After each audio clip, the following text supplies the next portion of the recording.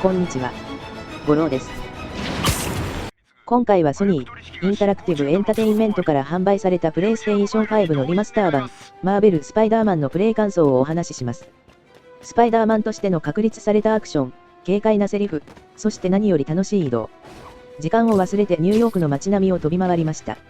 アメコミで有名なスパイダーマンですが、スパイダーマンの名前で色々な作品が出ています。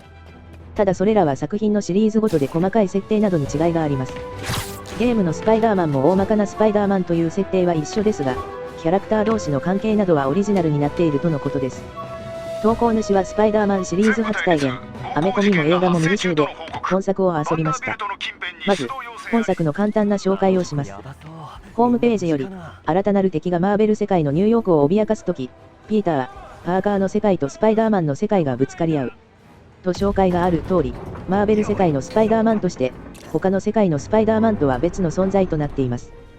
今作のスパイダーマンこと、ピーター、パーカーは、スパイダーマンとなってから8年が経っており、犯罪との戦いは手慣れています。ゲーム開始時点からスパイダーマンとして、迷いなく凶悪なギャングとの戦いに身を投じています。一方でピーター・パーカー自身は生活苦で日々苦労しています。ヒーローとしての一面、正体がバレない容易市民として生活している一面、その葛藤が奥行きのあるストーリーを生み出しています。本作はゲームを通して、大作映画を自ら操作しているような感じです。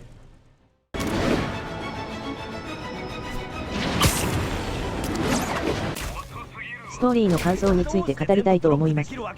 個人的な意見になりますのでご承知おきください。本作を遊び始めたとき、最初に感じたのが前作をやらないとわからない。やどういう人間関係といったように、細かな説明がないので、不安になりながら操作していました。しかしそれも少しゲームを進めれば急に終わりました。各キャラクターとの会話の内容、ガイドでそれぞれの関係が分かっていきます。気になれば調べればわかりますし、逆に余分な説明がない方が、物語への関心が深まり、集中して物語に入り込むことができたと思います。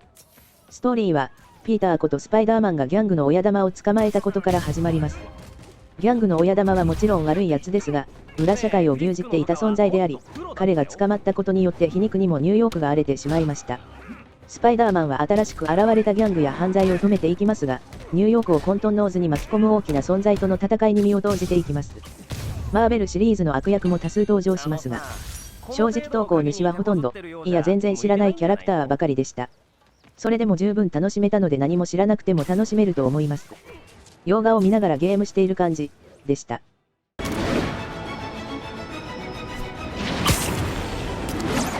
次にキャラクターについて、投稿主が感じたことをお話しします。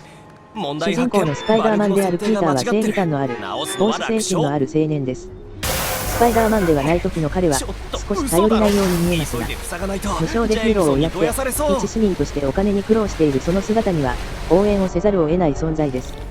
何より優しく、主人公としてかなり好感が持てました。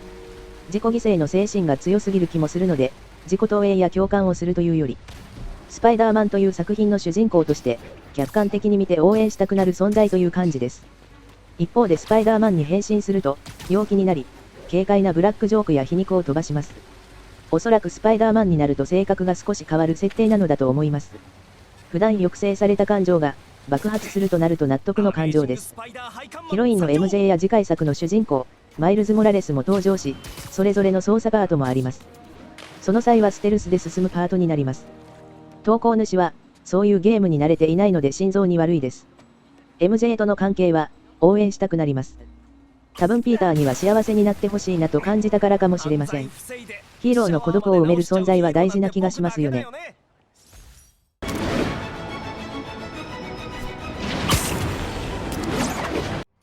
続きまして戦闘面の感想について話していきたいと思います。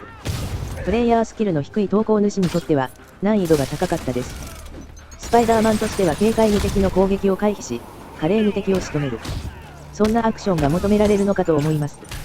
ただ投稿主はジャスト回避やタイミングよく攻撃することなどが増えてのため、しっかり敵の攻撃を見に受けます。スパイダーマン自体、防御力が高いわけではないので、一撃で結構 HP が削られます。結構瀬戸際の戦いが多かったと思います。ただアクション自体は面白かったです。技のレパートリーも多く、ステージにおいてあるギミックを自由に使い、敵をなぎ倒します。またジャスト回避がうまくいくと、相手を隙だらけにできたりと、スパイダーマンらしいアクションで敵を倒すことができます。よりスパイダーマンとしての没入感を感じさせる戦闘システムになっていたと思います。物語を進めていくにつれて、スパイダーマンのアクション、ツールが増えていきますが、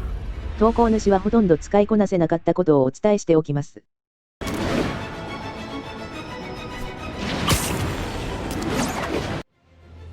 あと話しておきたいのが、ステージと移動についてです。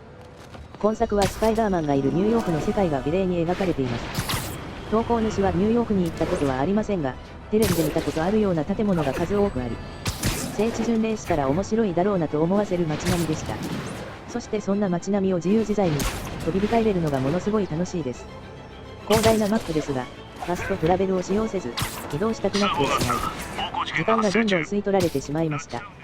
単調な移動ではなく、本当にスパイダーマンとなって飛び回ったらこんな感じなんだと体感できます。多分みんなやっていると思いますが、とりあえず高いところまで駆け上がって写真を撮るのが楽しいです。そして急降下するところまでセットな気がします。ステージ各所にランドマークや収集品、サイドクエストが散りばめられていますが、それを自由に散策するのが、このゲームの醍醐味だと感じました。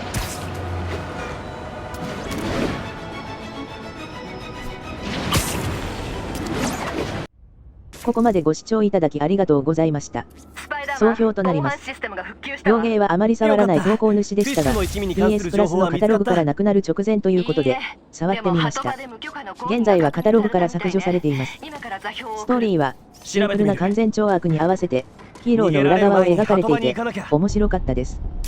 意外性があるストーリーというわけではないのですが、その分安定した面白さだったと思います。それ以上にアクション面が素晴らしく、敵との攻防もさることながら、街中をただ散策する楽しさがありました。すでに発売されている2作目や、さらに3作目の発売も決まっているので、まだ本作に触れていない人はぜひ触ってみてもらえたら幸いです。スパイダーマンを知らなくても楽しめる作品でしたので気軽に遊べると思います。今回はここまでになります。最後まで見てくれてありがとうございました。次の動画でもどうぞよろしくお願いいたします。